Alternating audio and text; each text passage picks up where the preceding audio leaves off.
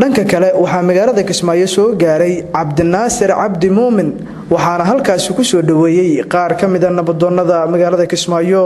alxamdulillah waxaan ka soo dhaweynaa Cabdiraas xildhibaanka xildhibaan Cabdinaasir Cabdi Muumin musharax ku soo dhawow magaaladaadi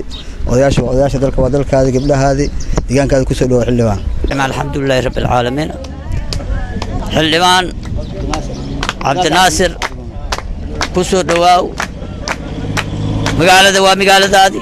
dadka waa dadkaadi gacmo furan qalbi furan ku soo dhawow dhammaan madaxda Jubbaland oo ka soo qayb gashay dhaqanka beesha horaarsamo dhammaan waa idin mahad celinaya waxaan halka ku soo dhaweynay musharax Cabdinaasir Cabdi Muumin ku soo dhawow xildhibaane ku soo dhawow mar labaad mar saddexaad oo ku soo dhaweynayna waxaan ka rajaynaynaa wax qabad إن شاء الله مدن حلبان كسو دو Cabdinaasir Cabdi Muumin ayaa ugu dambeyntii warbaahinta la hadlay isagoo u mahad celiyay dadkii halkaas si diiran ugu soo dhaweeyay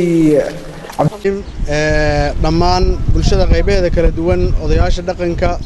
siyaasiyiinta dhalinyarada hooyooyinka gabdhaha dhammaantiin waa idin salaamayaa waxaan idin kaga mahad celinayaa sida sharafta leh ee aad ii soo dhaweyseen